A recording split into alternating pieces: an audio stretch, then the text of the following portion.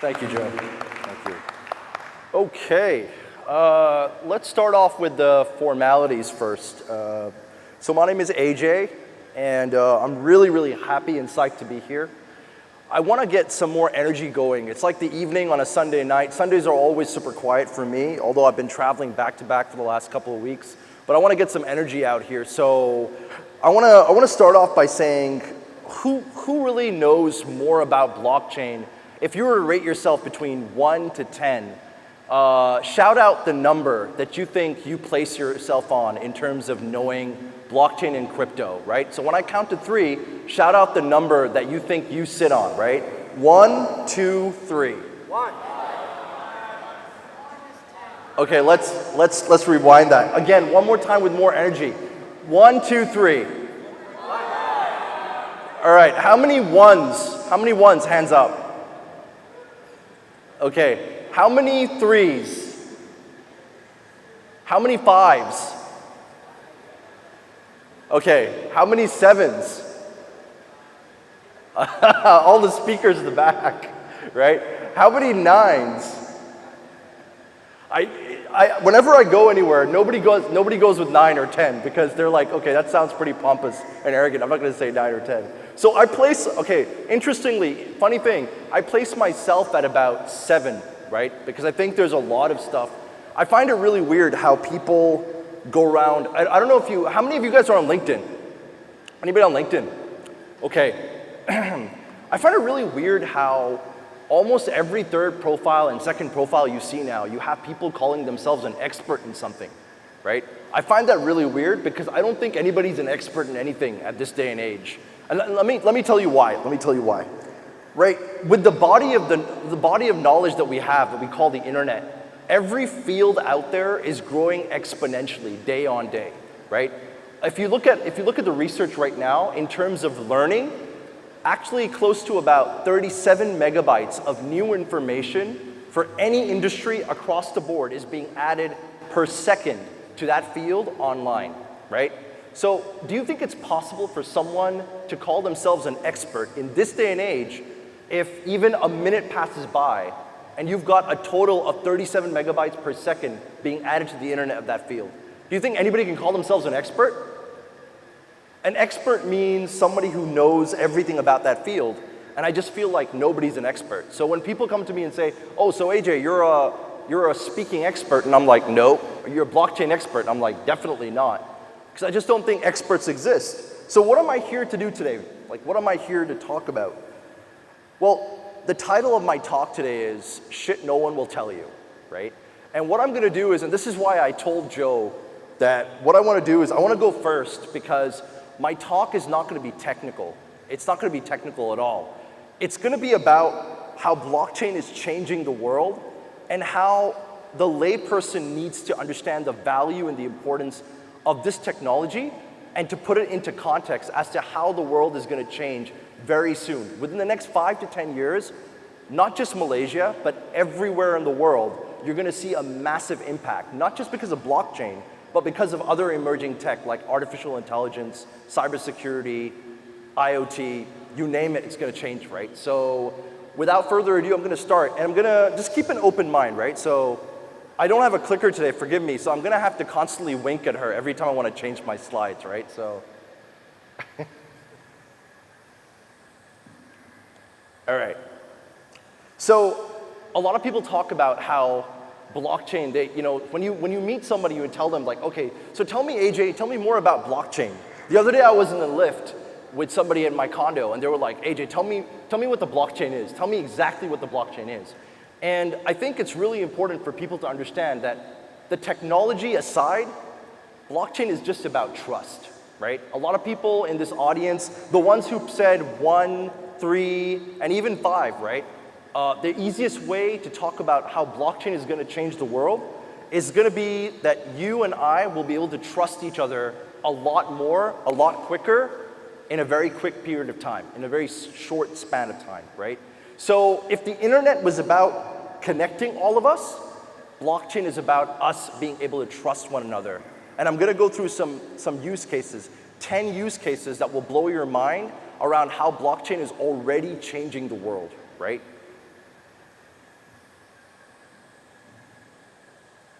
Actually, you can just hit the left key. Okay, all right.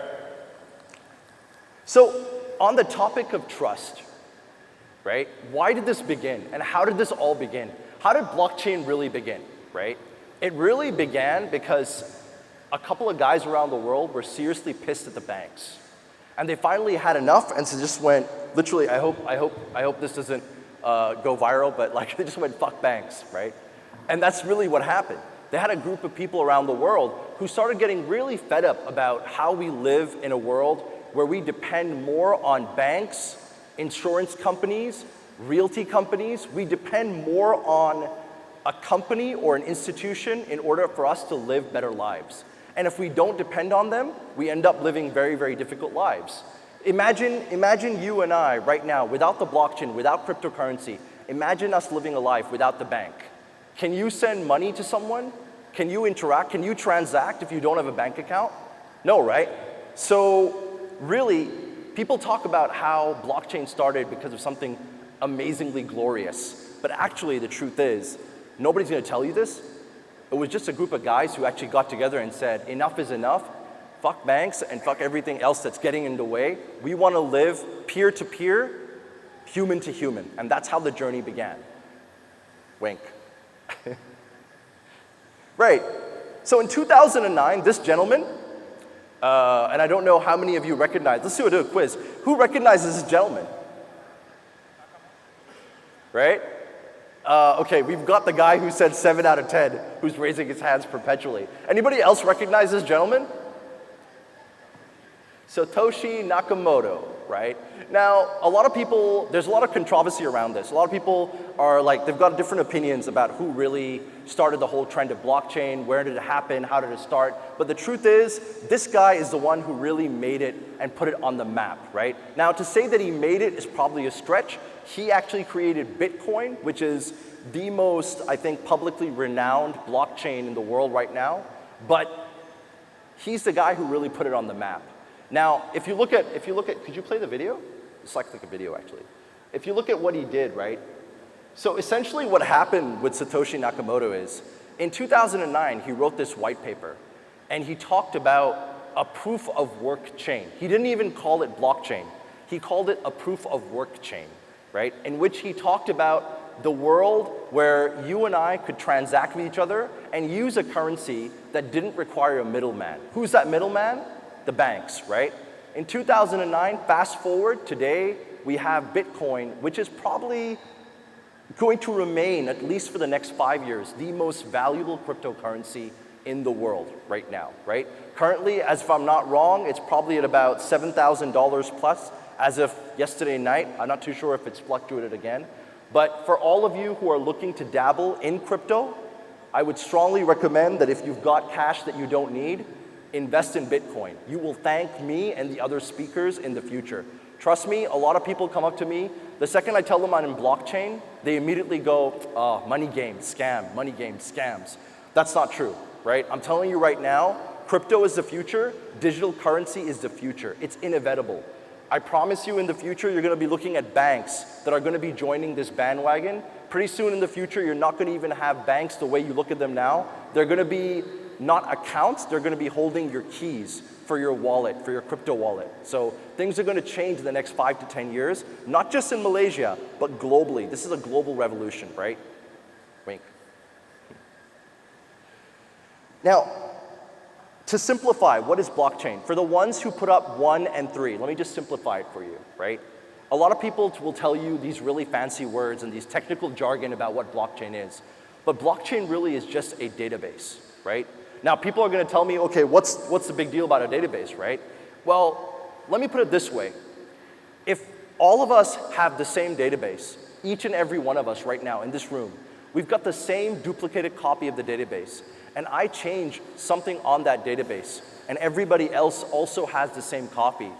Do you think that my change on the database will be true?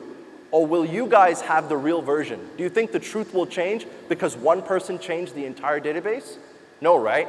So it's one database that sits in the cloud, essentially, right? and tons of machines around the world. We're not talking about one machine, we're not talking about two machines, we're talking about millions of machines around the world, right? So it's never stored on one machine. We're talking about a host of entries. Think about a chain, a host of entries that becomes a list, and a list that can't be altered by anyone. But a lot of people have this myth. There's a lot of these big myths about blockchain. So people come up to you and tell you that the blockchain is unhackable. It's incorruptible. That's actually not true, right? The blockchain is hackable. There have been attacks on blockchain websites. There have been attacks on blockchain platforms. That isn't true. They're not unhackable. It's also untrue that it's incorruptible. The truth, however, is that every time somebody tries to corrupt the blockchain, it gets recorded and logged on the blockchain. When someone tries to do something to the blockchain, it actually gets logged and transitioned in the blockchain. So even if you're trying to tamper with it, the tampering itself will be recorded and logged. So therefore, every machine that has a copy of what you did will make sure that the tampering doesn't succeed and revert back to the truth, right? So that's the question. A lot of people say, AJ, how secure is my money on the blockchain? How secure are all my projects on the blockchain? I tell them one thing. Somebody can hack one computer on the network, somebody can hack another computer, they can even hack 100. But can they hack 100 or thousands of computers around the world to make sure that whatever information that's being stored on the blockchain will actually change? You can't hack all thousands of computers on the blockchain that form the network. So you're getting the idea. Basically, it's a database that's so secure with so many duplications around the world that nobody can actually change all of them to make their tampering and manipulation true, right? So the real power in blockchain is the ability to decentralize everything. Now, the act of the fact that there's a database and that everybody in this room has a machine that stores a copy of that database, the duplicated copy, means that everything is decentralized. Nothing is in one single point anymore. That means that no person and no company owns that data in totality. Everybody has a piece of that data, and if you try to change it, it's completely decentralized, so nothing can truly be tampered and manipulated ever. That's what makes the blockchain so powerful.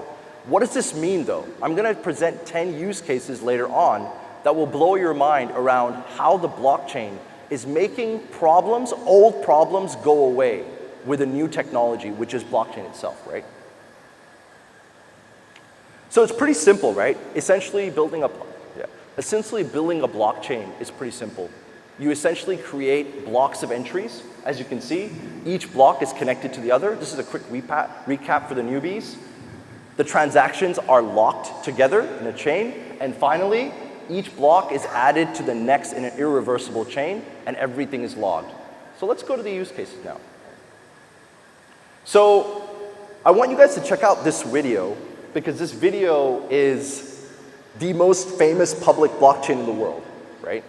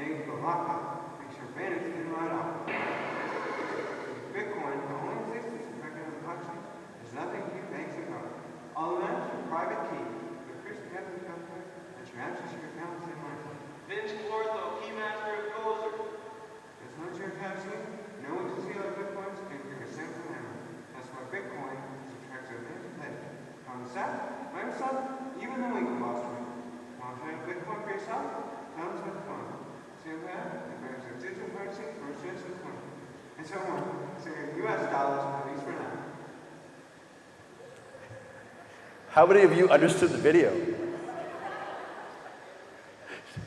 Okay, let me have a show of hands. How many of you actually understood what the guy was saying? One person. Okay, here's the beauty of that video. When it was posted on YouTube, it went viral. And it had over 100,000 hits, right? And ironically, everybody who watched that video online understood the message, but completely didn't understand what the guy was saying. Essentially, the reason why I showed you that video is because I want you to understand that that's exactly what the layperson feels like when you talk about Bitcoin or blockchain to them. When you go out on the street, as people who are really obsessed with tech, like me, and the guy who put up his hand with 7 out of 10, the guys who are like above 5, so when we've got to be really careful. That's the point I'm trying to bring across to you guys.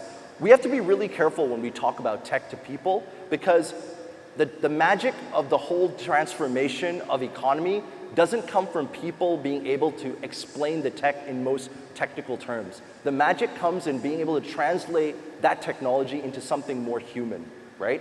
So let me show you a few use cases that will explain how that works.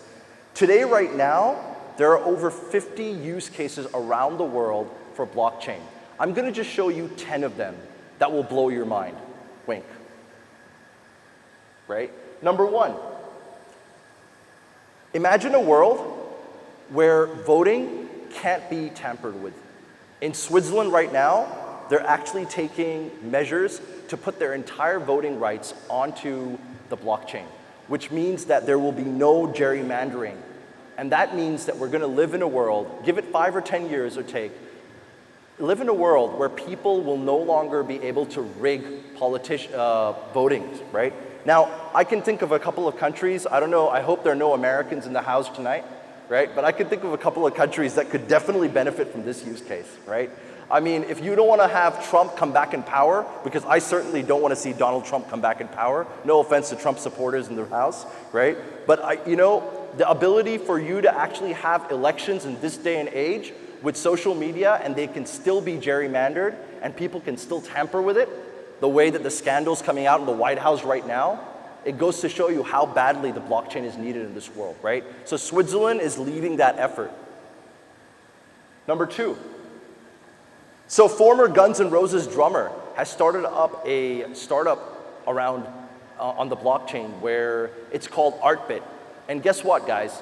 He's making sure that we live in a world where you and I no longer need to buy music from people anymore. So right now, when you want to listen to your favorite artist, you have to subscribe to your iTunes, you need to pay a subscription, you need to buy the actual album online, whatever device you're using. But imagine if you could have the blockchain, the more fans that the artist has, the more likely that he'll be rewarded through the blockchain. So artists win and fans win as well. So what he's doing is he's creating a world where you and I no longer have to pay to listen to music, and at the same time eliminates piracy and people downloading free music and hurting the profits of the artist, right? 3. Insurance. Now you're going to see across the 10 use cases, we have all sorts of things that are happening around the world. How many of you know AIG? I'm sure you guys know AIG, the insurance company, right? They've just come up with a blockchain that at this point is currently 8 times faster than ever before, traditionally, and 2 times cheaper. Imagine a world where you have, and this is the example that I want to cite, imagine a world that you have someone in Africa who could never get insurance because of the nationality they hold. So imagine a Somalian citizen that can go online today, right? We even have sanctioned countries. I've got friends who are from countries like Iran that are sanctioned. You know, the bank called them up the other day and told them that they got to shut down their account.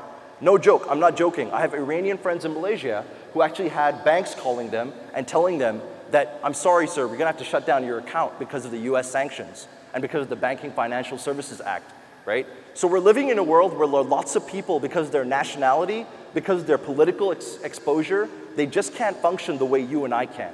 So what is AIG doing? It's making it possible for people living in places like Somalia, like Africa, all over the world, to go online, actually have a cheaper option for lower premiums, and sign up for AIG insurance products 8 times faster than the usual process that you and I go through when we meet an insurance agent today, right?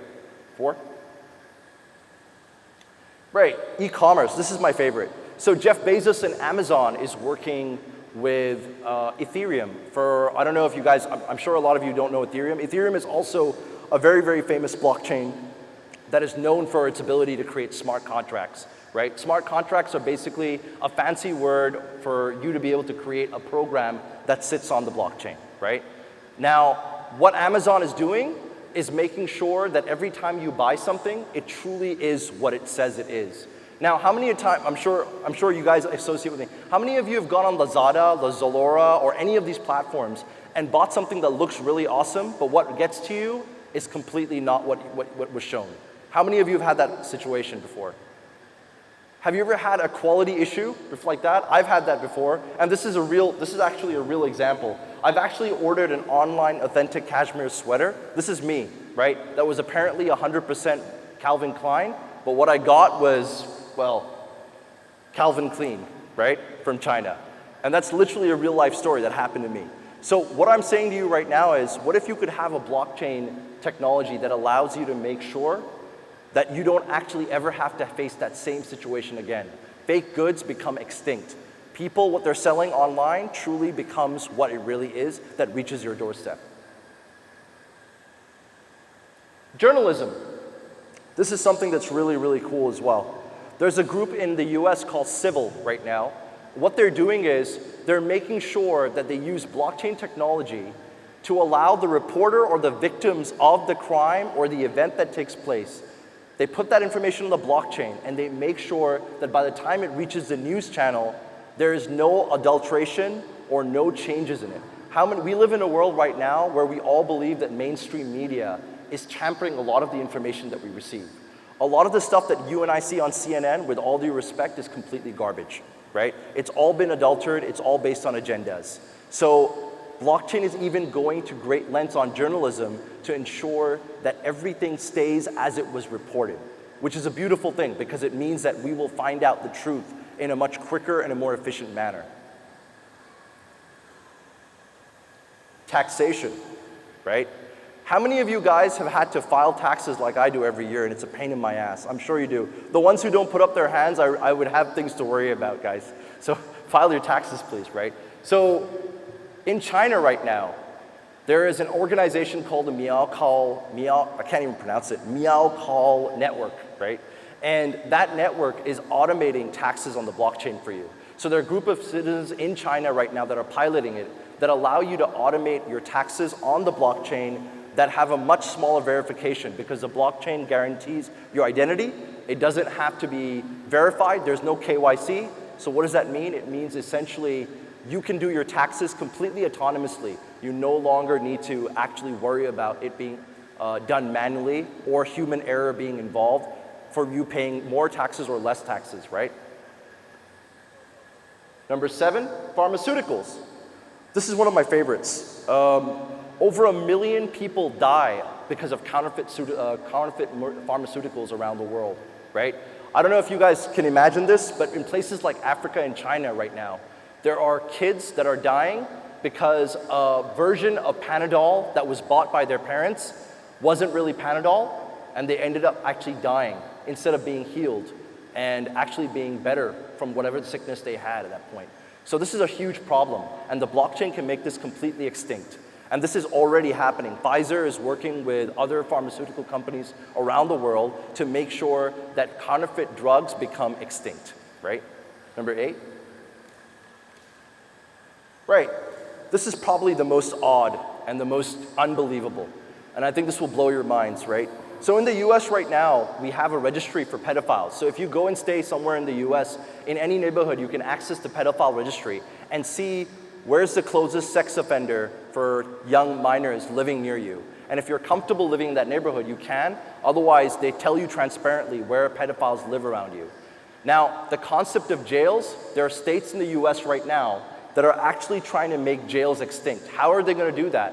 They're going to put criminal records on the blockchain. What does that mean? It means that if someone is a pedophile and they do a repeat crime, it means with a combination of blockchain, IoT, whenever a pedophile gets anywhere close to parks, public parks, playgrounds, anywhere, the playground is going to shut on him or her, right? So we're going to live in a world where you're going to actually be able to control, based on your identity on the blockchain, where criminals no longer need to be sent to jail. They simply will be off the grid. And they no longer would have to be a threat to society because they won't even have access to those places, right? Number 8? Sorry, number 9, right? Okay, this is something that just happened to me recently. I was in Bangkok for the Thailand Blockchain Week, and something really, really weird happened. I went to the Bangkok market, the street market, and I wanted to buy like a small like knickknack, and the guy was charging me $50 US. I'm not shitting, seriously, he was charging me $50 US. And that's the so-called tourist price that they had for me, right? And that's something that's really, really interesting because if you put everything on the blockchain, Hawaii right now is putting all their tourism on the blockchain to ensure that the concept of the next time you get into a cab and the cabbie charges you a flat rate instead of going by the meter. And the next time you go to Bangkok market and you ask for how much is this cap, and the guy says, oh, you know what? That's $50 for you, sir, because he looks at you and he thinks you're a foreigner. All of that will become extinct because on the blockchain, again, you cannot lie. And if you even do lie about the blockchain, about your inventory, everyone will know that you're not being transparent because they can check it publicly, right? So tourism is going to change huge too. And the last one, which is probably the biggest one right now, right? Money. Right now, 11% of Chinese citizens in China have more Bitcoin than they do have cash right now, right? Do you know that Japanese banks have connected to Ripple, which is another blockchain? For those of you, I'm sure that familiar with the blockchain world, you know Ripple. Those who don't, Ripple is a platform that connects in financial services all around the world. So Japanese banks have already connected with Ripple on the blockchain to enable quicker mobile payments around the world, internationally. And guess what, guys? CIMB just announced a partnership. For those who are from Malaysia, CIMB has already announced a partnership with Ripple here. It's happening in our own backyard. So it's something that's amazing. A lot of things are happening that are gonna, these are just 10 use cases. There were 50 use cases before that I don't have the time to go through right now. But what I'm trying to get to you right now is telling you is that go past the technology, go past the technicals, because some of the other speakers will go into the technicals. But what I wanted to do was really show you that blockchain is gonna change our life, right? It's gonna change the way we live. The 10 use cases I introduced to you are just the tip of the iceberg. We're gonna go into this whole new world that you and I can't even imagine, right? So welcome to the future. Thank you very much.